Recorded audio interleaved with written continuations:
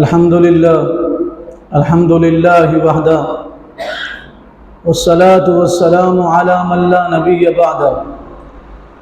أعوذ بالله من الشيطان الرجيم. بسم الله الرحمن الرحيم.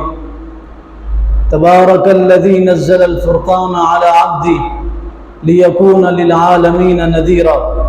وقال النبي صلى الله عليه وسلم أن والعاقب الذي ليس بعده نبي او كما قال علیہ الصلاۃ والسلام. اللہ تعالیٰ نے بے پناہ کرم کا، محبت کا، شفقت کا، عنایت کا معاملہ کیا. اس نے جمعہ کی مبارک گھڑیوں میں اپنے پاک بارگاہ میں حاضری کی توفیق عطا فرمائی.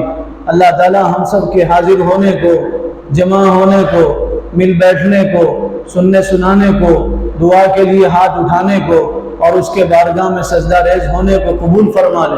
اور دعا کیجیے اللہ جمعہ کی ان گھڑیوں کو ہم سب کے لیے مغفرت کی اور بخشش کی گھڑیاں بنا دے.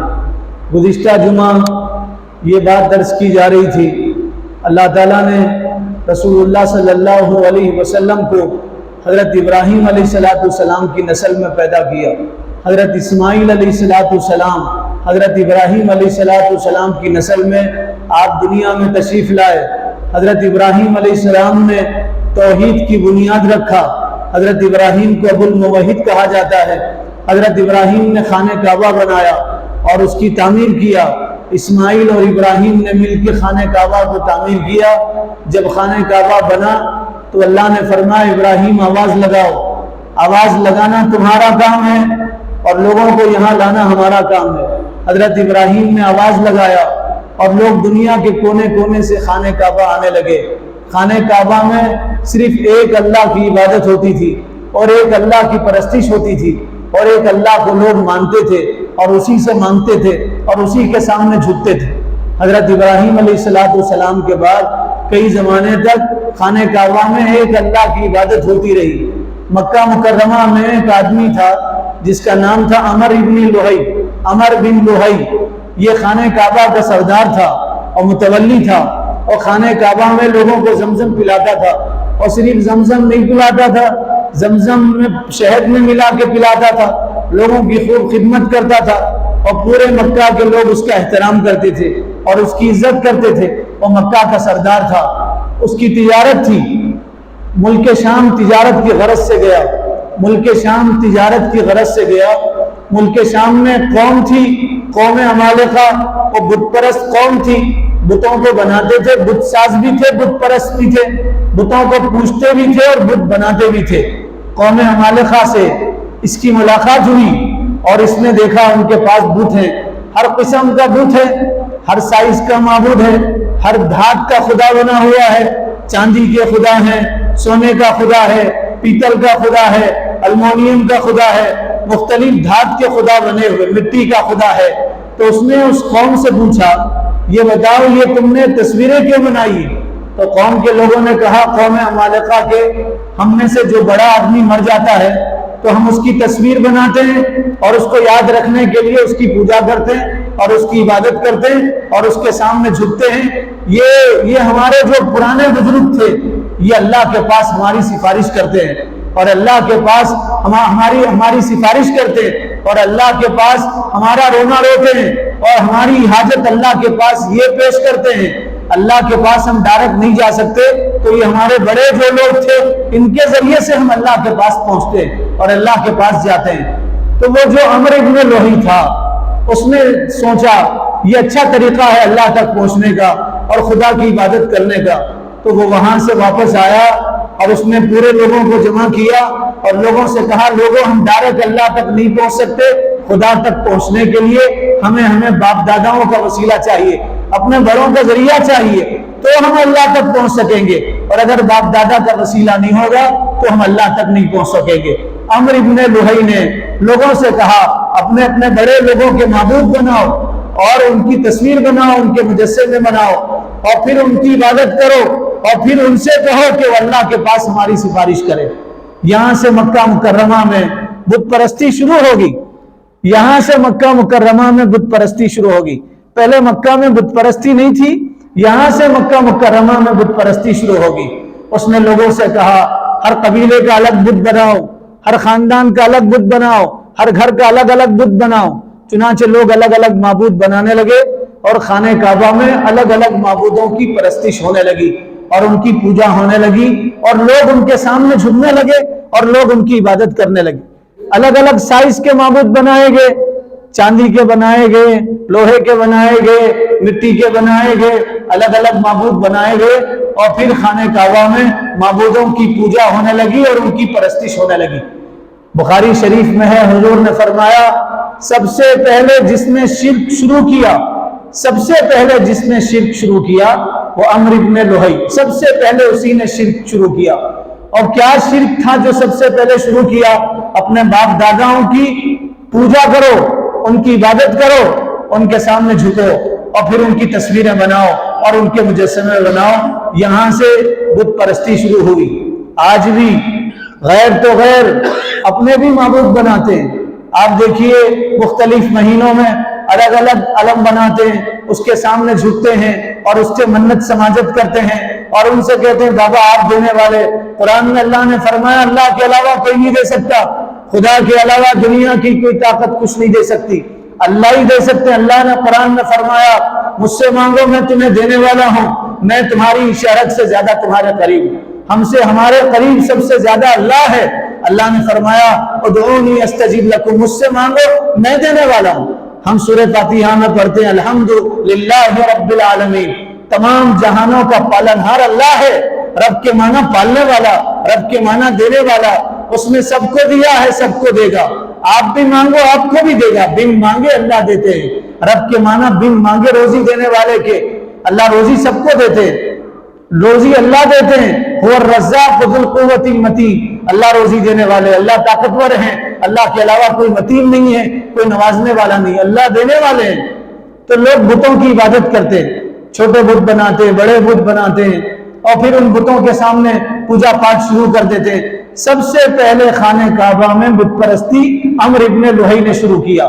پھر اس نے یہ چال چلا، یوں کہا دیکھو آپ کو معبود بنانا ہے تو مکہ کی مٹی لے جا کے معبود بنانا پڑے گا، اور لوگ مکہ کی مٹی لے جاتے اور معبود بناتے اور اس کے سامنے جھکنے لگتے اور عبادت کرنے لگے۔ پھر ایک زمانہ آیا، اس نے لوگوں کو جمع کیا اور کہا مکہ میں ہر خاندان کا معبود ہونا چاہیے، ہر خاندان کا بت اور خدا ہونا چاہیے۔ تو مکہ میں 360 بت رکھے گئے تھے، خانہ کعبہ میں 360 بت خانہ کعبہ میں رکھے گئے تھے۔ لوگ 360 بت کی عبادت کرتے تھے۔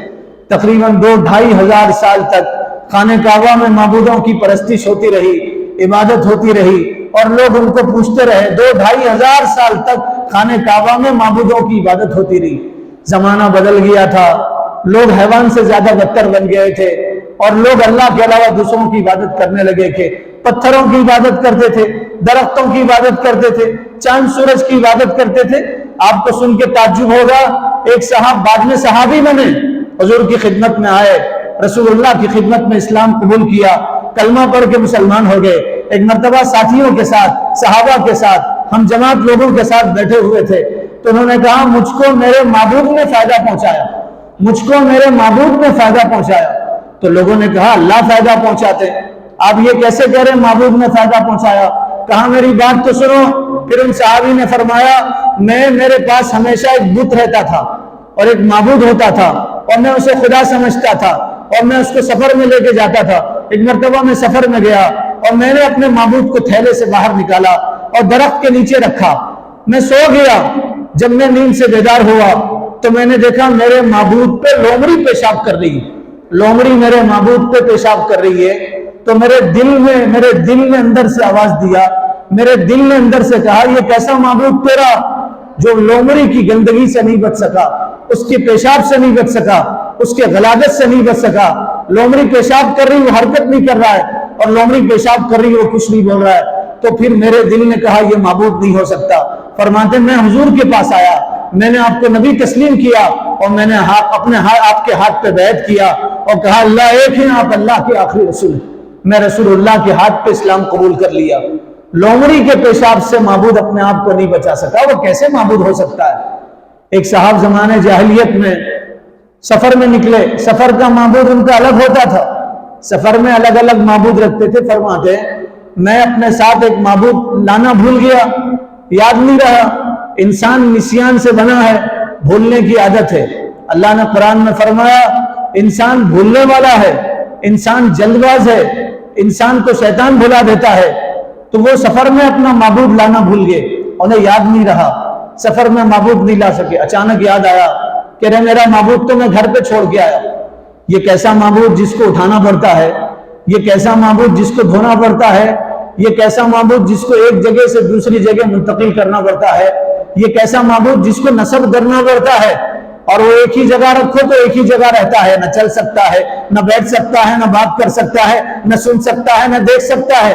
اللہ تعالیٰ ایسے لوگوں کے دلوں پہ مہر مار دیتے ہیں، دلوں پہ مہر مار دیتے ہیں۔ آپ دیکھیے ابھی ہمارے پاس گزرا ایک قوم کا اور کافروں کا ایک تہوار، جس میں ان کا معبود چوراستے پہ بیٹھا ہوا ہے، گلیوں میں بیٹھا ہوا ہے، گھروں میں بیٹھا ہوا ہے، لوگ آ رہے ہیں اور معبود کی پرستش کر رہے ہیں، اور اس کے سامنے بہت سارے کھانے پینے کی چیزیں رکھ رہے ہیں، لڈو اس کے سامنے رکھے جا رہے ہیں، ناریل اس کے سامنے رکھے جا رہے ہیں، وہ کھا نہیں سکتا، اور افسوس کے ساتھ کہنا پڑتا ہے پھر وہ لڈو حراج ہوتے ہیں جو غیر کے سامنے رکھے گئے تھے، غیر نے رکھا تھا، معبود کے سامنے رکھا تھا، اسے حراج کیا جاتا ہے۔ افسوس کے ساتھ کہنا پڑتا ہے گزشتہ بھی ایک مسلمان نے اس لڈو کو خریدا تھا حراج میں، 1 کروڑ روپے میں خریدا تھا۔ اس سال بھی 1 کروڑ 20 لاکھ میں مسلمان نے اس لڈو کو خریدا۔ غیر اللہ کے نام جو چیز کر دی جاتی ہے اس کا کھانا جائز نہیں ہے، قرآن میں ہے۔ جس کا چڑھاوا اللہ کے علاوہ دوسروں کے نام پہ کیا جاتا ہے اس کو آپ نہیں کھا سکتے۔ غیروں کے نام پہ لڈو چڑھائے گئے، ناریل پھوڑے گئے، اور ایک مسلمان افسوس کی بات ہے اس کو شان شوکت کے ساتھ خرید رہا ہے، اعزاز سمجھ رہا ہے، اپنی بڑائی سمجھ رہا ہے، فخر سمجھ رہا ہے، اخباروں میں بیان کر رہا ہے اور تصویروں میں آ رہا ہے اور ویڈیو بنا رہا ہے کہ میں نے فلاں لڈو 1 کروڑ روپے میں خریدے۔ تو وہ ایک صاحب معبود لانا بھول گئے، سوچا میں اپنا معبود نہیں لا سکا، اب کیا کریں گے؟ تو ان کے ذہن میں خیال آیا کہ ارے میرے پاس ستو ہے اور میرے پاس آٹا ہے، تو چلو میں ستو اور آٹے کو ملا کے اپنا معبود بناؤں۔ انہوں نے ستو ملایا، آٹا ملایا اور ملا کے معبود بنایا، ہاتھ بنایا، پیر بنائے، سر بنایا، دھڑ بنایا اور اس کو سکھایا دھوپ میں، اور جب معبود بن کے تیار ہوا تو اس معبود کی پرستش کرنے لگے جناب، اور معبود کی عبادت کرنے لگے، اور معبود کے سامنے جھکنے، مٹی آٹے کا بنا ہوا، ستو کا بنا ہوا، اپنے ہاتھ سے بنا ہوا، اس کی عبادت کرنے لگے۔ سفر میں چلتے چلتے ان کا کھانا ختم ہوا، ان کا توشہ ختم ہوا، اب بھوک زیادہ لگی، اب سوچے کیا کھائیں گے؟ تو جس معبود کو مٹی آٹے سے بنایا تھا، ستو سے بنایا تھا، دل میں خیال آیا چلو معبود ہے بعد میں بنا لیں گے، پہلے اسے کھا لیں گے۔ تو پہلے اس کا ہاتھ توڑ کے کھا گئے، پھر پیر توڑ کے کھا گئے، پھر گردن توڑ کے کھا گئے، پھر پورا کا پورا معبود کھا گئے، اور پھر افسوس کرنے لگے کہ ہمارا کیسا معبود ہے جس کو میں بنایا میں کھا گیا، میں نے اس کو بنایا اور میں نے اس کی عبادت کی اور میں معبود کو کھا گیا۔ تو زمانے جاہلیت میں حضرت ابراہیم کے بہت زمانے کے بعد عمر ابن لوہی نے کعبہ شریف میں، خانہ کعبہ میں بتوں کی عبادت شروع کر دیا۔ 360 بت خانہ کعبہ میں رکھے گئے تھے، بتوں کی عبادت شروع ہو گئی، لوگ بتوں کی عبادت کرنے لگے۔ پھر جیسے جیسے زمانہ گزرتا تھا لوگ اور معبود بناتے تھے اور ان میں اور برائیاں عام ہوگی۔ 2-2.5 ہزار سال کے بعد حضرت ابراہیم علیہ السلام کے 2-2.5 ہزار سال کے بعد جب زمانہ بگڑ گیا تو اللہ تعالیٰ نے آخری نبی سے پہلے والے نبی کو بھیجا، سیکنڈ لاسٹ نبی کو، اور اس نبی کا نام تھا عیسیٰ روح اللہ۔ اللہ تعالیٰ نے حضرت عیسیٰ کو نبی بنا کے بھیجا۔ حضرت عیسیٰ علیہ السلام کو اللہ نے بن باپ کے پیدا کیا، باپ نہیں تھے، اللہ کی روح تھے عیسیٰ علیہ السلام۔ حضرت مریم نیک عورت تھی، حضرت مریم بنت عمران، حضرت مریم ماں کے پیٹ میں تھی، ان کے والد عمران نے ارادہ کیا انی نذرت ما فی بطنی محررا فتقبل منی، کہا یا اللہ اگر بیٹا پیدا ہوگا تو میں اس کو بیت المقدس کی خدمت کے لیے وقف کر دوں گا۔ دعا کرتے رہے یا اللہ بیٹا ہوگا تو بیٹا طاقتور ہوتا ہے اور بیت المقدس کی خدمت کر سکتا ہے، یا اللہ میں بیت المقدس کی خدمت کے لیے اپنے بیٹے کو وقف کر دوں گا۔ لیکن اللہ نے ان کو بیٹی دیا، خوش ہوئے، ناراض نہیں ہوئے۔ بیٹا بیٹی دینا اللہ کے اختیار میں ہے اور اس کے قبضے قدرت میں ہے، اور لڑکے لڑکیوں کے خزانے، اولاد کے خزانے اللہ کے پاس ہیں۔ جس کو اللہ چاہے بیٹی دے دے، جس کو اللہ چاہے بیٹا دے دے، اور جس کو اللہ چاہے بانجھ رکھ دے۔ دنیا کی کوئی طاقت بیٹا بیٹی نہیں دے سکتے، اور نبیوں کو اولاد کی ضرورت پڑی تو نبیوں نے اولاد اللہ سے مانگا اور یوں کہا یا اللہ آپ مجھے اولاد دے دیجئے، تو اللہ تعالیٰ نے نبیوں کو ان کی دعا پہ اولاد دیا۔ ہم قرآن نہیں پڑھتے، جس کو اولاد نہیں پتہ نہیں کہاں سر جھکا رہے ہیں، کس کے پاس میں جا رہے ہیں۔ یہاں کرسچنوں کے علاقے میں کچھ عورتیں آ رہی تھی، ان کو ہمارے نوجوان نے پکڑ کے پوچھا، نوجوانوں نے کیوں آ رہی ہو، تم مسلمان ہو؟ تو کہنے لگی ان دو عورتوں کو بچہ نہیں ہے، بچہ مانگنے کے لیے آ رہے ہیں، کرسچنوں کے چرچ میں بچہ مانگنے کے لیے آ رہے ہیں۔ حضرت عیسیٰ علیہ السلام خود بن باپ کے پیدا ہو گئے، اللہ تعالیٰ نے ان کو بغیر باپ کے دنیا میں پیدا کیا، ان کے باپ نہیں تھے، اور ان کے نانا حضرت عیسیٰ علیہ السلام کے نانا، ان کے والدہ کے باپ، ان کا نام عمران تھا، دعا کرنے لگے یا اللہ مجھے بیٹا دے تو میں بیت المقدس کی خدمت کروں گا، بیت المقدس کی خدمت کے لیے وقف کروں گا۔ اللہ تعالیٰ نے ان کو بیٹی دیا، خوش ہوئے، کہنے لگے بیٹا بیٹی بیٹی کے بیٹے کے جیسے تو نہیں ہو سکتے، بیٹیاں پردے میں رہتی ہیں، اللہ تو نے مجھے بیٹی دیا لیکن میں نے نظر مانا تھا میں اپنی بیٹی کو بیت المقدس کی خدمت کے لیے وقف کر دوں، تو مریم کو انہوں نے بیت المقدس کی خدمت کے لیے وقف کر دیا۔ مریم پردے میں رہ کے بیت المقدس کی خدمت کرتی تھی۔ حضرت مریم نہانے کے لیے گئی، غسل خانے میں قرآن میں نہانے کے لیے گئی، ایک فرشتہ آیا، حضرت مریم نے دیکھا، کہنے لگی چلے جاؤ، یہاں مت آؤ، تم کیسے آ گئے میرے پاس، میں عورت ذات ہوں، میں نے کبھی کسی غیر مرد کا چہرہ نہیں دیکھا، یہاں سے چلے جاؤ۔ تو آنے والے فرشتے نے کہا میں انسان نہیں ہوں، انسان گناہ کرتے ہیں، برائی کرتے ہیں، برا خیال ان کے ذہن میں آتا ہے، میں فرشتہ ہوں، نور سے بنایا گیا ہوں، آگ سے بنایا گیا ہوں، آگ کی لو سے بنایا گیا ہوں اور نور سے بنایا گیا ہوں، تو میرے اندر گناہ کا مادہ نہیں ہے، میرے اندر گناہ کی صفت نہیں ہے، اللہ نے مجھے بھیجا ہے اور اللہ تمہیں بیٹا عطا کریں گے۔ حضرت جبرائیل آئے تھے فرشتے، انہوں نے پھونک مارا، حضرت مریم علیہ السلام کے پیٹ میں بچہ وجود پانے لگا اور بچہ پرورش پانے لگا، حضرت مریم کے پیٹ میں بچہ بڑھنے لگا۔ جب ڈیلیوری کا وقت آیا تو اللہ تعالیٰ نے حضرت مریم سے کہا جاؤ اور جا کے کھجور کی درخت کی ٹہنی کو ہلاؤ، اللہ تعالیٰ کچی کھجوریں گرائے گا۔ حضرت مریم آئی، کھجور کا زمانہ نہیں تھا، درخت پہ کھجور نہیں تھی، حضرت مریم نے ٹہنی ہلایا، کچی کھجوریں زمین پہ گری، وہی کھجوریں کھاتی رہی۔ پھر جب عیسیٰ علیہ السلام دنیا میں آئے تو شرمانے لگی، کہنے لگی پروردگار لوگ کیا کہیں گے؟ اللہ نے فرمایا اپنے بیٹے کو لو اور لوگوں کے سامنے جاؤ، اور لوگ پوچھیں گے بچہ کہاں سے آیا تو بچے کی طرف اشارہ کر دینا۔ حضرت مریم بچے کو لے کے لوگوں کے پاس گئی، لوگوں نے کہا مریم کہاں سے بچہ آیا؟ انا لکی ھذا، یہ بچہ کہاں سے آ گیا؟ ما کان ابوکی امرأ سوء وما کانت امکی بغیہ، نہ تیرا باپ ایسا نہیں تھا نہ تیری ماں سرکش تھی، یہ بچہ کہاں سے آیا؟ تو حضرت مریم نے کہا مجھ سے مت پوچھو، گود کے بچے سے پوچھو۔ حضرت عیسیٰ چھوٹے تھے، گود میں تھے، 2-3 دن کے تھے، بول پڑے میری ماں سے مت پوچھو، مجھ سے پوچھو میں کون ہوں۔ قال انی عبداللہ آتانی الکتاب وجعلنی نبیا، اللہ نے مجھے نبی بنایا، کتاب عطا کرے گا اللہ، میری ماں سے مت پوچھو میں کون ہوں، میں اللہ کا بندہ اس کا رسول۔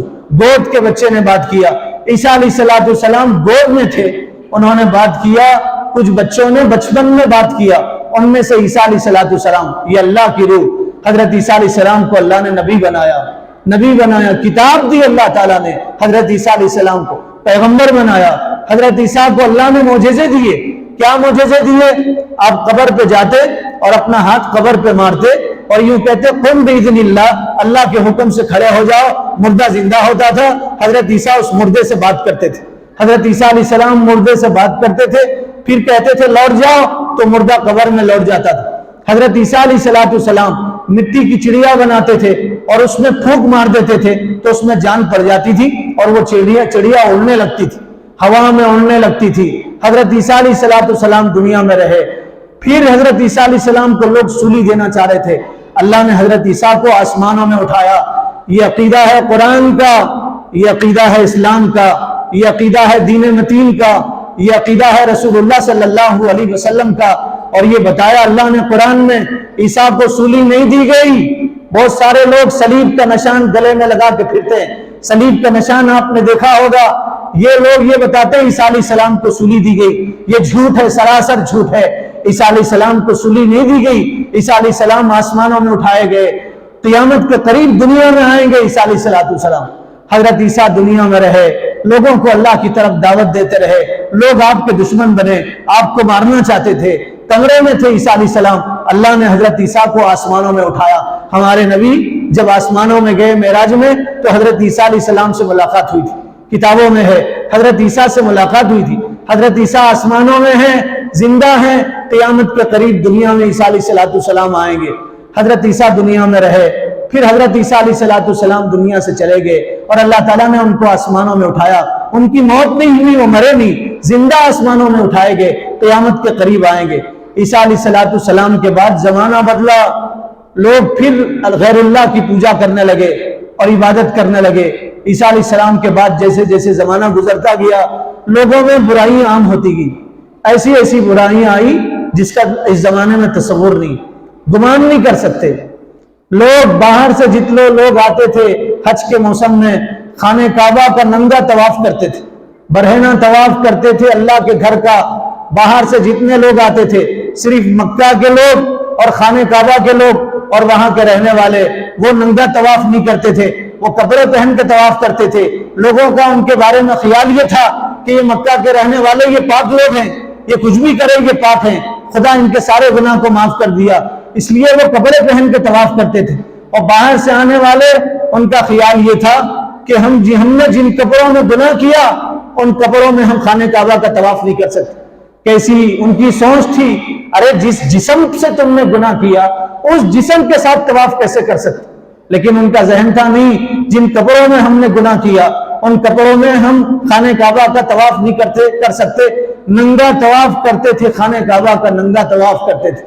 عورت جب ناپاکی میں ہوتی تھی یا اس کے یہاں ولادت ہوتی تھی، اس کے یہاں ولادت ہوتی تھی یا ناپاک ہوتی تھی مہینے میں عورت، تو اس کو منحوس سمجھا جاتا تھا، اس کے ہاتھ کا کھانا نہیں کھاتے تھے، اسے ایک الگ کمرے میں بند کر دیتے تھے اور وہ اس کو الگ سے کھانا دیتے تھے اور یہ کہتے تھے یہ منحوس ہو گئی ہے اور یہ بے برکت ہو گئی ہے، ہم اس کے ہاتھ کا کھانا نہیں کھا سکتے۔ عورت کے یہاں ولادت ہوتی، کتابوں میں ہے، بخاری شریف میں ہے، حضور نے فرمایا اس عورت کو منحوس سمجھا جاتا تھا۔ 1 سال تک نہ وہ عورت غسل کر سکتی تھی، نہ عورت بال میں تیل لگا سکتی تھی، نہ عورت نئے کپڑے پہن سکتی تھی۔ 1 سال تک غسل نہیں کر سکتی تھی، کپڑے نہیں پہن سکتی تھی نئے کپڑے، 1 سال تک خوشبو نہیں لگا سکتی تھی، 1 سال تک تیل نہیں لگا سکتی تھی، اسے الگ کمرے میں رکھا جاتا تھا، نہ اس سے کوئی بات کرتا تھا، نہ اس کے ہاتھ کا لوگ کھانا کھاتے تھے، اسے منحوس سمجھتے تھے۔ بچے کے پیدا ہونے کے بعد 1 سال تک اس عورت کو منحوس سمجھا جاتا تھا، لوٹ مار عام تھا، قتل و غارت گیری عام تھی، صرف 4 مہینے نیک بنے رہتے تھے، سال کے پھر 8 مہینے قتل کرتے تھے، بات پہ لوگوں کو مار دیتے تھے۔ امیروں کے لیے الگ قانون تھا، غریبوں کے لیے الگ قانون تھا، پیسے والوں کے لیے قانون بدل جاتا تھا، غریبوں کے لیے قانون نہیں بدلتا تھا، غریبوں کو لوگ سزا دیتے تھے، پیسے والوں کو لوگ سزا نہیں دیتے تھے، ان کے لیے لے دے کے قانون بدلا جاتا تھا۔ ناانصافی عام تھی، ظلم عام تھا، اور اتنا ظلم ہوتا تھا، اتنا بھیانک ظلم ہوتا تھا، ایک آدمی کو درندے کے ساتھ اسٹیڈیم میں چھوڑ دیا جاتا تھا، ایک آدمی کو شیر کے ساتھ اسٹیڈیم میں چھوڑ دیا جاتا تھا اور وہ آدمی شیر کے ساتھ لڑتا تھا، وہ شیر اس آدمی کو نوچتا تھا، اسے کھاتا تھا، تو لوگ تماشا دیکھتے تھے اور لوگ ہنستے تھے، تماشا دیکھتے تھے اور لوگ ہنستے تھے۔ غلام بازاروں میں بکتے تھے، صرف بکتے نہیں تھے، غلاموں کو حقیر سمجھا جاتا تھا اور غلاموں پہ ظلم کیا جاتا تھا، سلاخ گرم کر کے غلاموں کو داغا جاتا تھا، سلاخ گرم کر کے ان غلاموں کو داغا جاتا تھا اور ان غلاموں پہ ظلم کے پہاڑ توڑے جاتے تھے، ان کے ہاتھ کاٹ دیے جاتے تھے، ان کی آنکھیں نوچ لی جاتی تھی، ان کے کان کاٹ دیے جاتے تھے، معمولی غلطی پہ ان کو بھیانک سزا دی جاتی تھی، خطرناک سزائیں دی جاتی تھی، غلاموں کو خطرناک سزائیں دی جاتی تھی۔ ایک مرتبہ ایک کتاب ہے البدایہ والنہایہ، اس میں لکھا ہے 2 آدمی سفر میں ساتھ تھے، شراب کے نشے میں دھت تھے، ان کے ساتھ ان کا غلام ساتھ تھا، تو دونوں نے آپس میں شرط لگایا ہم اس غلام کو درخت سے باندھ دیں گے اور تیر چلائیں گے، جس کا تیر اس کی آنکھ میں لگا وہ انعام جیتے گا اور جس کا تیر نہیں لگا وہ انعام ہارے گا، ہارنے والا جیتنے والوں کو 100 اونٹ انعام میں دے گا، 100 اونٹ انعام میں دے گا۔ دونوں نے آپس میں شرط لگایا، جوا کھیل رہے ہیں اور ایک غلام کو اسے درخت سے باندھ دیا گیا اور دونوں کمان میں تیر رکھ کے چھوڑ رہے ہیں، دونوں شراب کے نشے میں دھت ہیں، دونوں شراب کے نشے میں دھت ہیں۔ شراب میں آدمی ڈگمگاتا ہے، اس کا نشانہ خطا کرتا ہے۔ شراب میں آدمی شرابی آدمی اس کی آنکھوں میں زمین ہلنے لگتی ہے اور گھومنے لگتی ہے، اور یہ دونوں شرابی تیر کمان پہ رکھ کے چھوڑنے لگے اور چلانے لگے، اور کوئی تیر اس کے پیٹ میں لگتا، کوئی تیر اس کی ران پہ لگتا، کوئی تیر اس کی پیشانی میں لگتا، وہ روتا اور چیختا اور چلاتا، اور یہ لوگ ہنستے اور قہقہے لگاتے، اور یہ لوگ کہتے دیکھو کیسا رو رہا ہے۔ ان کو ذرہ برابر بھی رحم نہیں تھا، ان کا دل نرم نہیں تھا، تیر کمان پہ رکھتے چھوڑتے۔ کتنے تیر اس آدمی کو لگتے، وہ آدمی روتا، مدد کے لیے پکارتا، کوئی اس کی مدد کرنے کے لیے تیار نہیں تھا۔ پھر ایک آدمی کا تیر اس کی آنکھ میں لگا، آنکھ کا ڈلہ نکل کے نیچے گرا، وہ خوش ہوا، دیکھو میرا تیر لگا، اس کی آنکھ میں لگا، اس کی آنکھ کا ڈلہ نکل کے نیچے گرا، میں انعام جیت گیا۔ اور انعام جیتنے والا انعام ہارنے والے سے 100 اونٹ لینے لگا۔ پھر شراب کا دور چلا اور اسے اسی درخت سے باندھا گیا، اور دونوں چل پڑے اسی درخت سے، وہ غلام باندھا ہوا، تیر لگے ہوئے ہیں، خون بہ رہا ہے، انسان ہے وہ۔ انسانوں کے ساتھ حیوانوں سے بدتر سلوک کیا جاتا تھا، انسانوں کے ساتھ حیوانوں سے بدتر سلوک ہوتا تھا۔ کچھ لوگ سفر میں تھے، ساتھ میں رات ہوئی، کھانا دسترخوان پہ لگایا گیا، چراغ جلانے کے لیے چراغ نہیں تھا ان کے پاس، تیل نہیں تھا، دیا نہیں تھا ان کے پاس، تو سوچے اب اندھیرے میں کیسے کھانا کھائیں گے۔ ان کا غلام تھا، کہا اس غلام کو چھتڑے باندھو، کپڑے باندھو، اور اس غلام کے کپڑوں پہ آگ لگا دو، وہ جلے گا، اس کی روشنی میں ہم کھانا کھائیں گے۔ ہم بول رہے ہیں، ہمارا بولنا آسان ہے، بہت آسانی سے اور ایزی ہم بول رہے ہیں اور آپ سن رہے ہیں، لیکن جس غلام کو کپڑے سے باندھا گیا اور اس غلام کے بدن پہ آگ لگایا گیا اور وہ غلام تھوڑا تھوڑا جلنے لگا اور اس کی روشنی میں یہ ظالم کھانا کھانے لگے، غلام جل گیا، ان کا کھانا ختم ہو گیا، غلام جل گیا، اس کی روشنی میں، اس کے جلنے کی روشنی میں یہ ظالم کھانا کھا رہے ہیں۔ زمانہ بہت بگڑ گیا تھا، ظلم عام ہو گیا تھا، کوئی گناہ ایسا نہیں تھا جو ان کے اندر موجود نہیں تھا۔ بچی پیدا ہوتی تھی، آر سمجھتے تھے، بچی کی پیدائش پہ آر سمجھتے تھے، یہ سمجھتے تھے بچی ہمارے پاس ہے، یہ بچی ہمارے لیے منحوس ہے، اس لیے یا تو اس بچی کو ذبح کر دیتے تھے، یا تو گڑھا کھود کے اس بچی کو گڑھے میں ڈالتے تھے اور اس کے بدن پہ مٹی ڈالتے تھے، یا تو ویران کنویں میں بچی کو ڈھکیل دیتے تھے، ویران کنویں میں بچی کو ڈھکیل دیتے تھے۔ ایک صحابی حضور کے پاس آئے اور آ کے کہنے لگے، اللہ کے نبی، زمانے جاہلیت میں میری اپنی ایک بیٹی تھی اور بیٹی سے میں بہت محبت کرتا تھا اور بیٹی بھی مجھ سے بہت محبت کرتی تھی، بیٹی کا دوسرا نام خوشی ہے، بیٹی کا دوسرا نام خوشی ہے، اپنی بیٹی ہو کسی کی بیٹی ہو، بیٹی بیٹی ہوتی ہے، بیٹی کو دیکھ کے باپ کا دل بلیوں اچھلنے لگتا ہے، کوئی باپ اپنی بیٹی کو رخصت کرتا ہے تو اسے ایسا محسوس ہوتا ہے ساری دنیا کی دولت اس نے اپنے سمدھی کے گود میں ڈال دیا ہے، اپنے داماد کو دے دیا سارے دنیا کی دولت۔ ایک باپ کے لیے بیٹی سے بڑی کوئی دولت نہیں ہوتی۔ جو لوگ بیٹی کو منحوس سمجھتے ہیں وہ زمانے جاہلیت کے لوگ ہیں، وہ کافروں سے بدتر لوگ ہیں جو بیٹیوں کو منحوس سمجھتے ہیں۔ بیٹی تو خوشی ہوتی، بیٹی روٹی، بیٹی نعمت ہے اور بیٹی رحمت ہے اللہ کی طرف سے، اور بیٹی اللہ کی طرف سے تمہارے لیے خوشی کا ذریعہ ہے۔ اپنی بیٹی کو منحوس مت سمجھو۔ حضور نے فرمایا جب تم گھر آؤ اور کھانے کی کوئی چیز تمہارے پاس ہے تو سب سے پہلے اپنی بیٹی کو دو، بیٹی کو دو سب سے پہلے کھانے کی چیز، اور کوئی چیز تقسیم کرنا چاہ رہے تو سب سے پہلے اپنی بیٹی کو دو، بعد میں بیٹوں کو دو۔ لوگ کہتے ہیں ان کی بیٹیاں سے بیٹی نہیں ہے، حضور کی تعلیم ہے۔ حضور نے فرمایا بیٹی رحمت ہوتی ہے، بیٹی کو حضور نے فرمایا، ان صاحب نے فرمایا میری بیٹی تھی، بیٹی سے بہت محبت تھی۔ ایک دن میں بیٹی کو گود میں لے کے کھیل رہا تھا تو ایک دم میں اپنے آپ میں غصہ ہونے لگا اور میں اپنے آپ سے کہنے لگا تو کیسا بدتر آدمی ہے، بیٹی سے محبت کرتا ہے، بیٹی تو منحوس ہے اور آج تک تو نے اپنی بیٹی کو پالا اور بڑا کیا ہے، چل اٹھا اپنی بیٹی کو گلے میں لے جا کر کے ڈال دے۔ تو فرماتے اللہ کے نبی میری بیٹی بولنے کے قابل ہوئی تھی، چلتی پھرتی تھی، اس کا چلنا مجھے بہت پسند تھا، اس کا منانا بہت پسند تھا، میرے بالوں میں ہاتھ ڈالتی تھی اور میرے بالوں سے کھیلتی تھی، میرے گود میں آ کے بیٹھ جاتی، مجھے بابا کہہ کے پیار کرتی تھی، لیکن میرا دل سخت ہو گیا، میں نے بچی کو اٹھایا اور غصے میں جنگل میں بچی کو لے گیا اور ایک ویران کنویں میں اپنی بچی کو ڈھکیل دیا اور پھینک دیا اپنی بچی کو۔ میری بچی جب کنویں میں گری تو اس کی آخری چیز تھی جو میرے کانوں میں پڑی، آخری آواز تھی، وہ کہہ رہی تھی ابو مجھے کیوں آپ نے اس کنویں میں ڈھکیل دیا؟ ابو ابو میرا کیا جرم تھا، بابا مجھے اسٹوڈنٹ سے نکالو، تو میں نے کان میں انگلیاں ڈال لیا اور میں آگے بڑھ گیا. کہا اللہ کے نبی بابا مجھے کہتی تھی، آخری آواز تھی جو میں نے سنا تھا، مجھے رحم نہیں آیا. حضور رونے لگے، آپ کی داڑھی آنسوؤں میں تر ہو گئی. آپ نے فرمایا تم اگلی مرتبہ میرے سامنے مت آنا، تم آؤ گے تو مجھے تمہاری بیٹی یاد آئے گی اور میری آنکھیں آنسوؤں سے بھیگ جائیں گی. اپنی بیٹیوں کو زندہ درگور کر دیا کرتے تھے. آج بھی لوگ بیٹیوں کو مارتے.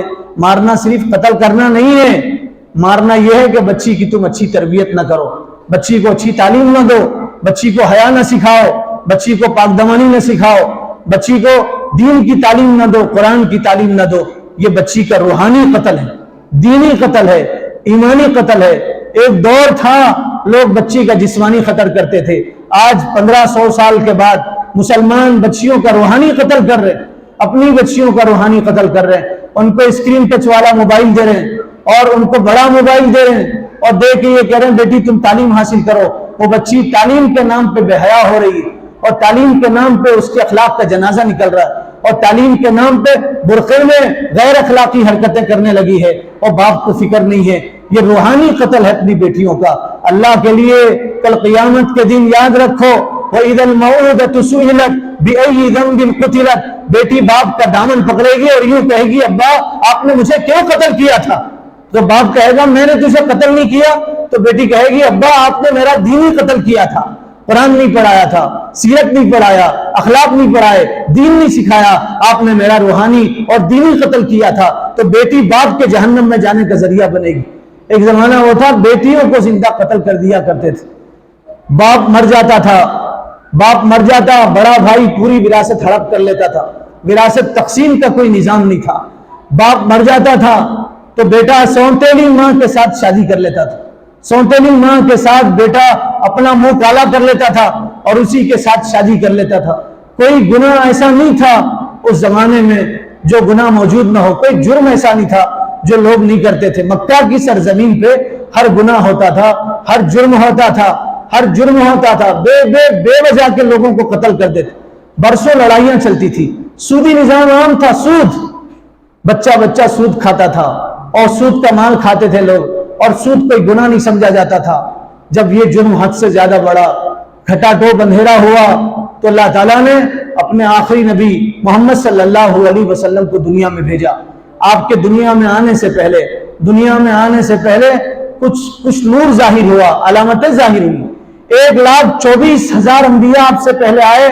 ہر نبی کہتے تھے ہمارے بعد آخر میں ایک نبی آنے والے جن کا نام احمد و محمد. ہر نبی کہتے تھے کہ ہمارے بعد ایک نبی آنے والے، آخر میں ایک نبی آنے والے. 1,24,000 نبیوں نے پیغام سنایا.